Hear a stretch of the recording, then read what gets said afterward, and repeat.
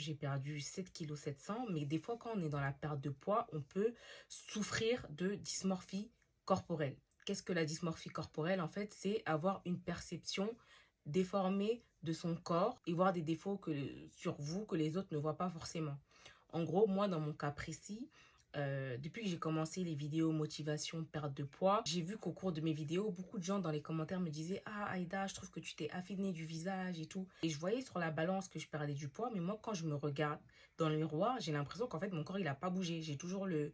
Bon, je sais que je suis dans ma perte de poids, j'ai pas encore atteint mes objectifs. Donc, je sais que je suis en train de progresser vers cette direction. Mais il y a plein de gens qui me disaient: Aïda, tu t'es affinée du visage et tout. Mais moi, je vous promets que je ne voyais pas ça, en fait. Pour moi, mon visage, il était toujours pareil. Et ça, c'est la dysmorphie corporelle. C'est pas votre corps le problème, c'est la perception que vous avez de votre corps. En fait, c'est mental. Parce qu'en soi, vous avez des résultats. Et généralement, quand on perd du poids, les gens, ils le voient avant que nous, on réalise. Parce que nous, on est grave focalisé dans notre perte. On veut perdre notre poids, on veut se débarrasser des kilos en trop. Donc, on peut parfois développer une obsession sur des défauts et des détails qui n'existent pas finalement et ou qui ne sont pas aussi importants qu'on le pense dans notre tête. Et on peut ne pas voir nos résultats et nos progrès qui sont là. Donc, c'est pour ça que je vous dis, les filles, la perte de poids, c'est vrai que ça prend du temps, mais des fois, vous avez des résultats. Les gens le voient, même si vous, vous ne le voyez pas. C'est pour ça qu'il ne faut pas se limiter qu'à la perception que vous avez de votre corps. C'est bien aussi de prendre des photos. Parce que moi, quand on me disait mon visage, il s'affinait, je disais merci et tout. Mais au début, je ne voyais pas. Et après, j'ai commencé à remonter dans mes photos et j'ai constaté que, ouais, là, ça commence à se dégonfler et tout. Mes joues et tout, c'est un peu moins joufflu. Même les habits, si vous avez des habits, vous pouvez essayer de comparer. Là, par exemple, je vais vous mettre deux photos. Une première photo avec un haut blanc que j'avais porté avant de commencer mes vidéos Skinny Talk. Comme vous voyez dessus, comme je suis gonflée.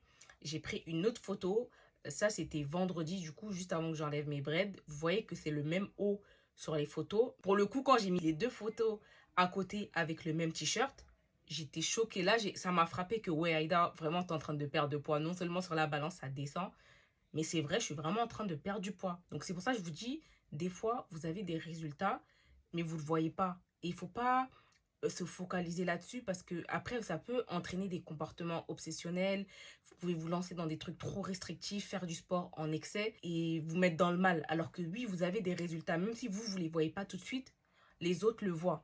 Donc prenez des photos pour suivre votre progression, ça c'est super important parce que des fois aussi sur la balance, le chiffre ne descend pas mais vous perdez du poids, vous vous affinez. Ça, c'est important. Donc, prenez des photos. Comparez aussi avec vos vêtements. Moi, j'ai réussi un pantalon que je n'avais pas porté depuis quelques mois. Je vois maintenant que je rentre dans le pantalon et que j'arrive à le fermer. Même si dans ma tête, j'ai l'impression